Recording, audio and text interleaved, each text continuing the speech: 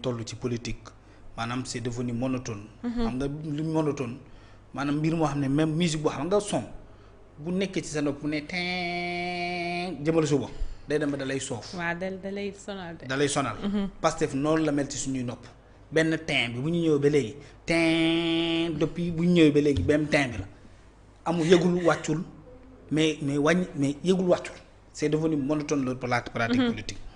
alors c'est la même voix aussi ci musique bi benn voix bi ngay dégg amul ku koy aw Ousmane Sonko amul ku koy aw moom moo nekk un chef d'orchestre boo xam ne xamul fi ngay yégalee xamul fi ngay wàccee xamul fi ngay noppee pour que keneen ki dugal voix xamul guitare bi fan lay ñëwee xamul fan la sabar bi di duggee xamul fan la piano bi di duggee xamul dara xamul fan la marumba bi di jëlee affaire yi neex même moom mu ngi fii rek depuis le début mu nekk une tristesse boo xam ne véritablement le Sénégal ne mérite pas cela. Ça c'est la forme maanaam une assemblée nationale boo xam ne en des termes beaucoup plus clairs Ousmane Sonko bu ñëwee tàccu yi ñu ko daan tàccul moom lañ koy tàccul même bu waxee lu amul xorom dañ koy tàccul. bu toogee rek ne man Ousmane Sonko jesner laa doon sol léegi te grand boobu laa sol yaa ngi dégg filafil ñu tàccu ko. bu ñëwee naan bu ma daan ñëw assemblée nationale du ma jënd ndox man damay bàyyi ba ñibbi kër ga naan ndox ñu tàcc ko. su ñëwee naan man su ma añee du ma reer su ma reeree du ma ndekki ñu tàcc ko su waxee ne man kër ga lii ak lii laa fa bàyyi ñu tàcc ko.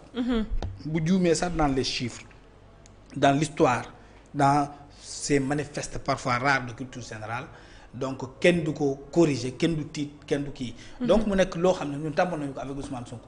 c'est la troisième fois qu'il vient à l'Assemblée nationale malheureusement ni le contenu a changé maintenant quand on va dans le fond.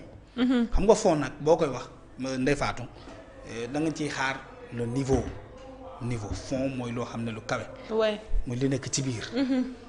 malheureusement encore j'ai vu un premier ministre boo xam ne en termes de niveau je pense que il est comme Azoura Fall tanewu ko ci dara.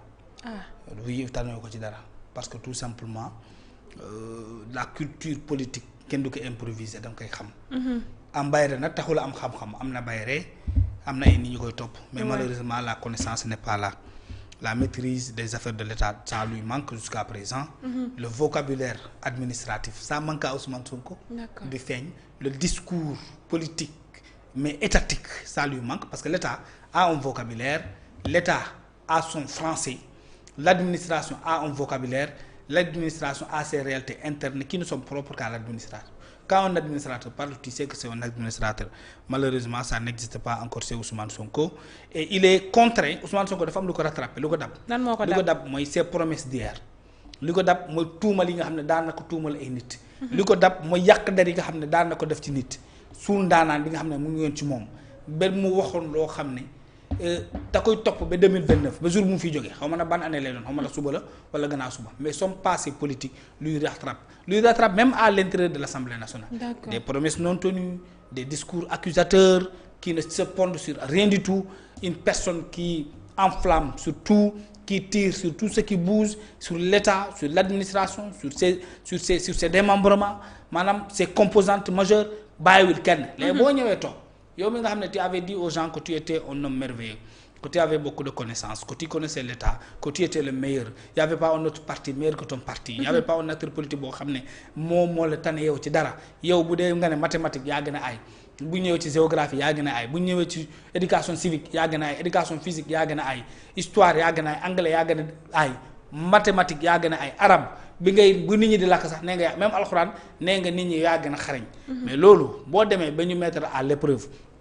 nga ne yow maçon nga ku tabax dara ci àddina yaa ko gën a aay yaa ko dàkkale maanaam sur le plan infrastructurel sur le plan administration sur le plan même bâtiment nee nga yow yaay le meilleur des maçons sénégalais yi jël ciment bi jox la jël turel bi jox la jël ndox jox la andi fer jox la andi pont jox la fil maçon jox la tegal la tout le nécessaire pour construire un bâtiment pendant 20 mois yaa ngi jaxase ñaari produit rek mooy ciment ndox jaan ak sable ngay mélanger di mélanger ba li nga njëkkoon na mélanger wow na du brique boo teg du fondement boo rëdd du démarrage de construction élévation boo teg mais amul dara fer boo dagg ba defar ay poutrelles ak yu mel noonu nga boo demee assemblée nationale ni Ousmane Sonko di def rek ngay def maanaam tu répètes les mêmes choses tu es dans le monologue tu es dans la répétition des choses tu es dans le déjà entendu dans le déjà dit et le déjà entendu et le déjà dit véritablement n'amène pas un gouvernement devant. Et ensuite, malheureusement, on a vu un Premier ministre qui a décidé, qui est facilement tombé dans les caniveaux discursifs. Qu'est-ce que ça signifie? Un député qui provoque votre régime, tu tombes dans son piège et tu sors ta vraie nature. Parce qu'on dit qu'on a beau ressasser le naturel, mais il revient au galop. Mais tanewut est-ce que ça? Non, mais mënu tane bëggoon na jéem bëggoon na jaay nit ku correct bëggoon na ñëw rester parce que lu mu doon xaar amu fa. Ousmane Sonko voulait encore que les députés représentatifs qui ont une certaine signification ñëw à l'Assemblée nationale, yaa ngi dégg toog muy dagg sant ak ñoom ñu koy tuddal lii ak lee, mais ñooñu mooy ñu ko loolu ñëwuñu. Djibril Fall Pape Djibril Fall mel na mu ñëw noonu moo ñëw génnee ko ci li nga xam ne mu ngi ko doon jéem a jekk-jekkal delloo ko ci nature am ci ni mu mel gis nga nit. ni nga mel ngay mel ba dee. Ousmane Sonko nitu dagg sant la. Ousmane Sonko nitu xuloo la. Ousmane Sonko nitu saagante la. Ousmane Sonko nitu xasante la. Ousmane Sonko loolu mooy Sonko maanaam moom bu xasul nit bu ñu ko xasul sax yaram bi day xasan fu mu toog day am lu koy metti day am lu koy déranger. Il faut que mu am ku mu xas ci kanamam pour mu nekk à l'aise il faut que mu am ku mu saaga il faut que mu am ku mu jéem a tuumal ku mu jéem a tuutal il faut que mu am ku mu tuumal dara mais boo ñëwee andi ko ci Assemblée nationale ñi fa nekk lenn rek lañu leen sant tàccu leen lu Ousmane Sonko wax tàccu leen 130 députés yoo xam ne ils ont été réduits à des applaudisseurs parlementaires. Ça malheureusement nous avons eu des applaudisseurs parlementaires. Regardez tous les députés de PASTEF qui ont pris la parole kan moo fa wax loo xam ne da ngay wax ne lii c'est économique. wala lii c'est juridique. wala lii c'est géopolitique. wala lii c'est géostratégique. wala ñu ne la lii c'est des questions d'enjeux sous-régional. wala ñu ne la lii c'est de haute facture. Parce que tout simplement ça impacte le Sénégal, ça impacte notre économie, ça impacte notre vivre ensemble, voilà ça des questions voilà sécuritaires ouest africains ou même mondiaux. Mondial. Mais non. C'est tu entends un député, monsieur le Premier ministre da nga rafet. Monsieur le Premier ministre sa sourire bi xanaa da nga ko yóbboon Dubaï ba nga defar sa lii. Monsieur le ministre sa mbaxane bi moom xanaa ku la koy ñëwal Abu Dhabi la dëkk la jógee.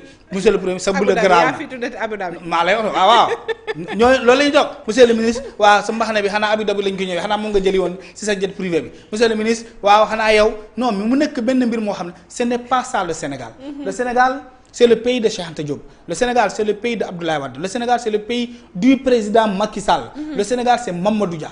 Le Sénégal c'est David Diop. Le Sénégal c'est Birago Diop. Le Sénégal c'est tous ces scientifiques, ces grandes figures politiques mais historiques, littéraires, scientifiques qui ont marqué le monde et qui ont marqué le temps. Le Sénégal aussi c'est Souleymane Bassir Diagne. Le Sénégal des Nuits Noires c'est Kocc Barma. Le Sénégal c'est Cheikh Ahmadou Bamba qui a écrit des milliers et des milliers d'ouvrages. Jamais un être humain n'avait écrit autant que Cheikh Ahmadou Bamba. Mais le Sénégal c'est El Hadji Oumar Foutiyou Tall. Le Sénégal c'est Lat Dior. Le Sénégal c'est Moussa Molo Baldé. Le Sénégal c'est Alpha Molo. Le Sénégal c'est toutes ces figures historiques Aline Sitoé. Le Sénégal c'est toutes ces gloires que nous avons traversées. Ces figures qui ont marqué le temps, qui ont marqué les générations, qui ont marqué notre jeu politique. Ces figures yoo xam ne foo toog nga am dignité wu nekk sénégalais. Foo dem di ko ndamoo.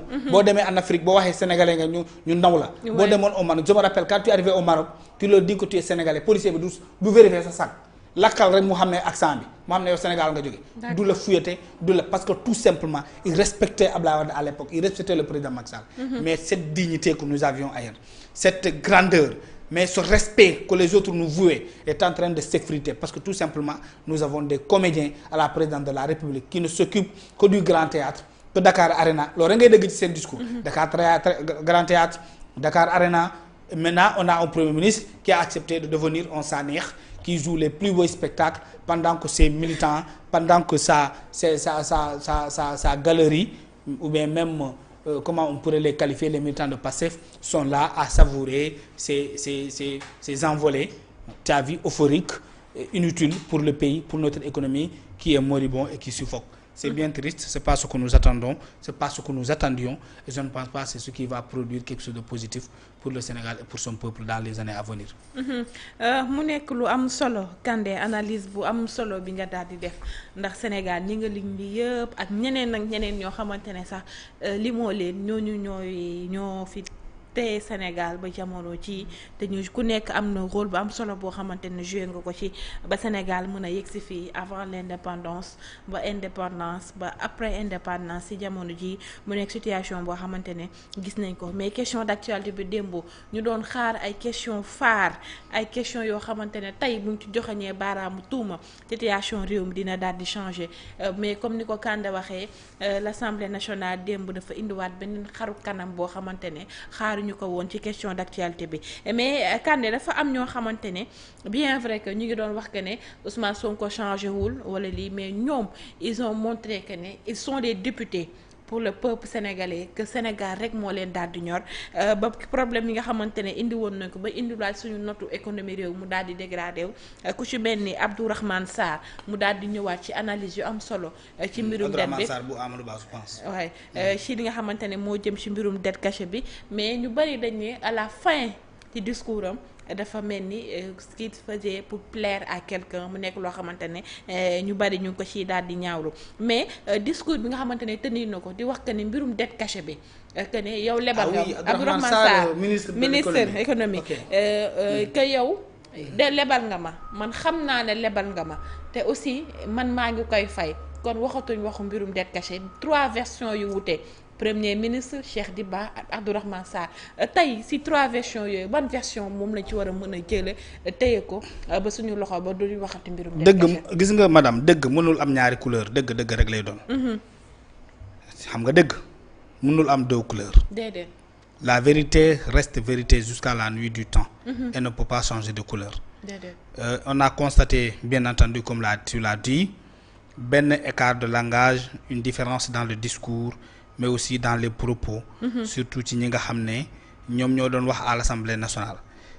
am na loo xam ne sax si tu me permets je pourrais le retrouver très rapidement par rapport d'abord à Cheikh Diba boo jëlee Cheikh Diba rek foofu la mbir mi commencé Cheikh Diba moom il se croit plus malin que tout le monde xam nga Cheikh Diba il est prudent Cheikh Diba il dit il ne parle pas de dette cachée il n'a jamais évoqué le mot c'est que ñun sénégalais yi la ñuy wax ngeen déggu la ñii ils jouent avec nous te ils ne doivent pas continuer à jouer avec le peuple sénégalais ce peuple est fatigué il est meurtri Cheikh Diba nee na xam nga ministre reporting bi ko waa FMI utiliser ñun Sénégal ñoo fi nekk di commenter ministre reporting mooy dette cachée mooy chiffre erroné yi ñu nëbb Cheikh Diba dem assemblée nationale comme moom dafa muus mu ngi xalaat ëllëg buggul ay doomam naan ko papa. yaa waxoon ne. beurre bi kat yaa ko daggoon ci ñaar. man fa laa yem beurre bi yaa ko fi beurroon. mayonnaise bi yaa ko fi diwoon lii ak lii ak lii. yaa ngi dégg buggul loolu. Cheikh Diba quand il a parlé de misreporting mu defaral ko définition boo xam ne ça met fin à la polémique sur ce qui est misreporting. données erronées patati patata dafa. Qu'est-ce qu'il dit? Il dit misreporting c'est ce qu'on appelle un écart dans la communication des données. Un écart dans la communication des données. Ouais. Un écart, mais un écart il existe partout. Tu peux faire tes calculs dans ta boutique nga am écart. Ouais. Dans la communication de tes données benn virgule yokku benn virgule wàññeeku ainsi de suite. Donc moom il est prudent parce qu'il est un homme sage. Mais quand tu prends l'autre larron là le gars qui fait le malin Abdourahmane Sarr moom pour moom moo gën a muus Ousmane Sonko da kaa napp ñëwoon na wax nit ñi dëgg de moom ñëwoon na wax mais bu mu tourné nii jaakaarloo ak kanamu Ousmane Sonko kanam bi daal di mu xam ne mu gis na waa ji dafa xaw a mer yaa ngi dëgg vers la fin mu changer discours bi pour ragajeeru Ousmane Sonko ay tappat lañu gis nga ñi ngay gis nii ñemewuñu Ousmane Sonko. Quand tu dis mais yow madame moom mooy Abdourahmane Sarr nee na on ne peut pas parler de dette cachée parce que dette bi ñooy koy ñooy koy fay mais foofu la wax ji jeexee waroon na yem foofu. nee na borom dette bi xam na ne moom mooy am na dette. ki la lebal xam na ne yow lebal na la. te yaa ngi koy fay nee na état mu ngi fay bor bi kenn warul waxtaanee waxu bor xanaa loolu leer na. mu ñëw nee na léegi pour te dire que ñii du ñu ay démocrate. du ñu ay républicain du ñu ay patriote du ñu dara ay intérêt lañu mos nga dégg moo boobu na du ñu patriote du ñu républicain du ñu démocrate du ñu socialiste du ñu centriste du ñu patriote ay intérêt lañu seen intérêt rek. D'accord. C'est des intérêts. ku ci wax da ngay défendre sa portefeuille da ngay défendre sa chaise da ngay défendre fi nga toog da ngay défendre say privilèges. loolu mooy la vérité du temps la vérité de l'heure. Abdourahmane a parlé au nom de tous ces gens-là qui nous disaient que nous sommes une république nous sommes des souverainistes. ñun souveraineté nationale la ñuy woote.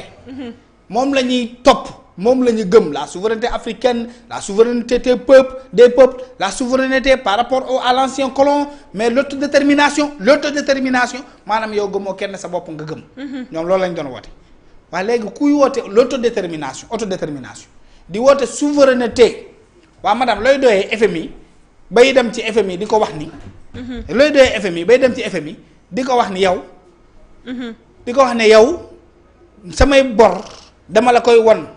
C'est comme si au Sénégal le Sénégal avait ratifié des textes des lois wala leneen ak leneen loo xam ne dafa wax ni chaque fois que Sénégal bu amee bor day dem ci FMI ni ko waaye yow am naa ku ma lebal sama village 10 000 am naa ku ma lebal ci sama quartier 20 000. am na benn borom poulailler boo xam ne lebaloon na ma 50 000 am na benn jaaykatu boutique boo xam ne leboon naa fa ceeb. bor boobu yëpp nga dajal ko dem yoole sa bopp ci FMI. d'accord dafa mel ni am na loi boo xam ne Sénégal da ko ratifié. benn charte yoole sa bopp FMI. loolu ça n'existe nulle part. Ce qui intéresse au FMI c'est les dettes qui impliquent le FMI mooy li nga xam ne moom la ñuy lebal wala ces institutions affiliées ainsi de suite yenn banques yi fi nekk ak yooyu. mais loo xam ne yow sa bor intérieur la nga dajaleel ko sa bopp bor boo xam ne say doom ñoo ko àbb. bor boo xam ne say filiale ñoo ko leb bor boo xam ne say entreprise propre ñoo ko leb keneen koo xam ne yoonu FMI nekku ci nga dajale bor boobu yépp dem yoole sa bopp ci FMI moo tax kay Diomaye andi yoole parce que xamal na ne ci yoole Sénégal lañ nekk ñu dem yoole Sénégal ci lu dul dëgg foofu la mujjee nee na waaw bor bi fan nga kenn lañ ko nëbb mooy FMI waaye léegi yow te pourtant au début waa ji waxuloon noonu de. déedéet waxuloon ne bor bi xam na ne ñoo ko Ousmane bu ñëwoon ne nit ñi xam nañ na bor am na. xam nañ ne bor bii état du Sénégal mu ngi koy fay. mais waxul loolu de dafa communiquer de telle manière que on dirait que Macky Sall dafa am benn bor nëbbu ko circuit Sénégal yépp nëbbu ko borom banque yi dugal xaalis bi feneen fayewuñu ko liggéeyuñu ko. noonu la communiquer woon. mais tey nag comme yàlla dafa aay da ko andi ba assemblée nationale devant la représentation nationale ay ministre am yoole Ousmane Sonko waaye bu ma gëstoo ba tëj ci kanam Ousmane Sonko mu ne xaaral ma jekk-jekkal wax ji rafetal ko.